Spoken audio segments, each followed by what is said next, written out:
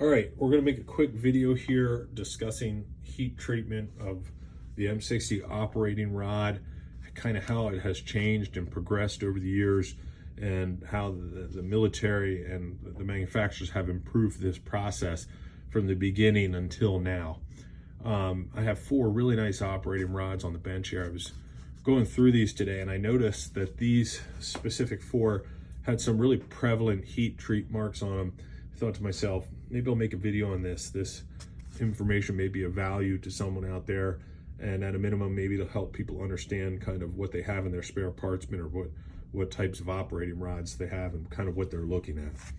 So there's 2 single notch operating rods, there's 2 double notch operating rods.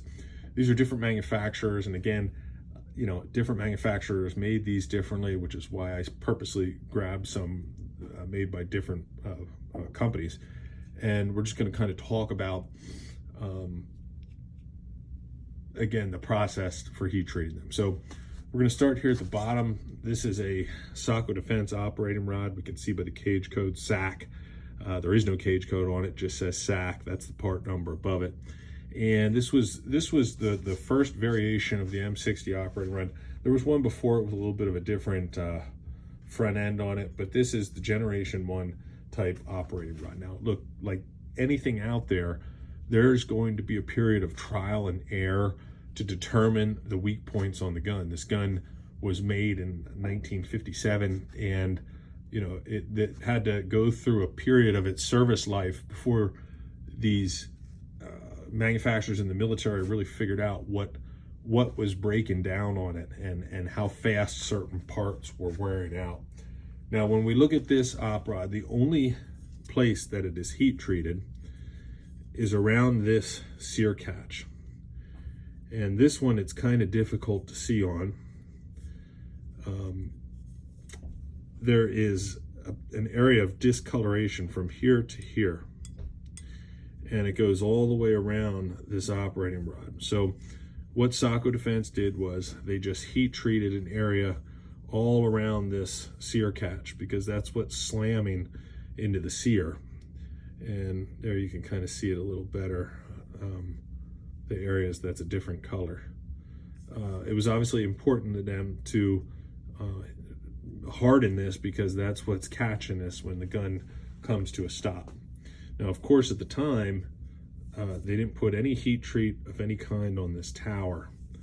And that would prove to be a mistake, because obviously we know, if you own an M60, you know this tower really can get worn out and chewed up fast. So I'd suspect if you're one of these individuals out there that's running a single notch operating rod, you probably have wear on your tower. And if you ran an equal amount of rounds between one of these and one with a heat treated tower, you would notice that this would wear a little faster. The second operating rod here, this is cage code 26978. That's General Dynamics. General Dynamics owned Sako Defense there. They bought them out towards the end. Of course, General Dynamics is a major manufacturer, and you know, they spare no expenses on product development.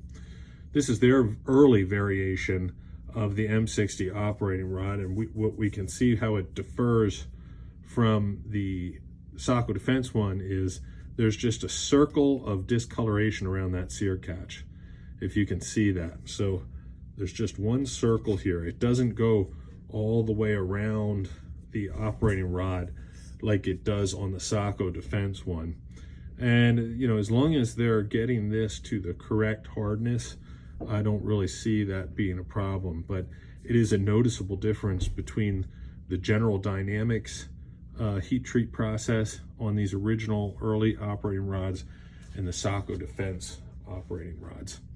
Here's a 2-notch OpRod here. You know, the 2-notch OpRod came out in 1985. It was part of the E3 upgrade. This specific OpRod was also made by General Dynamics. And of course, the difference is we have 2 sear catches on the bottom instead of 1.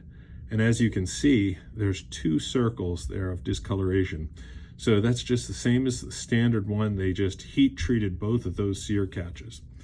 Now the major upgrade here is, of course, now we can see the discoloration on the tower. The tower has been heat treated as well. There, it kind of shows it there.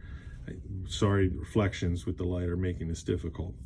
So now what we see is that General Dynamics applied heat treat to the front of this tower as well, just the front, because that's where the bolt is camming and it really chews that thing up, or they found that it chewed that up and they wanted to make some improvements there. It's a huge difference. If you run one of each of these, like I mentioned earlier, you'll see a huge difference in how fast the one that has no heat treat on the tower wears compared to the one that does. This last operating rod up here was cage code 3D540, which is Yankee Hill machine. Yankee Hill machine made a ton of operating rods for the US military, and they make really, really nice stuff. Now, just to point out a difference here, you can see, just like the original Sako defense operating rod, Yankee Hill machine just heat treated around the whole center section of this thing. So we can see the noticeable variation in color, and that is from the heat treat. And when we look at the tower, same thing. You can see that the whole front of this tower has some serious heat treat applied to it on both sides. And that really, helps extend the life of these. So I'm gonna get a couple more OpRods out. We're not done yet, but just again, the purpose of this video is just kind of explain the different process. And also, if you're looking at one of your OpRods and you see differences in color, it's because of the heat treat process. Now here's a new in the wrap one. These are all pretty nice, but we'll just take this out of the wrap to show you.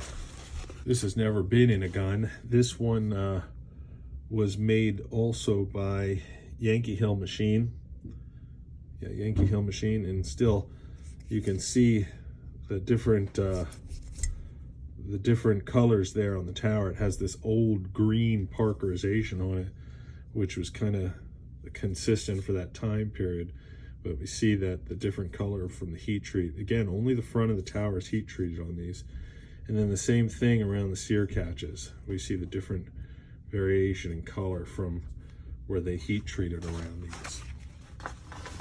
Now, when we look at the last one here, this is a U.S. Ordnance operating rod, current production. And when we look at the heat treat on this, we can see the noticeable color variation. Again, this goes around the whole center section of this. Now, when we look at the tower here, we don't see any noticeable variation of color. And I believe that's because U.S. Ordnance heat treats the entire tower instead of just the front. They really heat treat the back of this and the front of this. And part of the reason for that is because the backs of these operating rods, the bolt cams on the front, but the bolt also cams on the back. And if we look at the back of some of these, if it'll focus, they can get really torn up in the back here.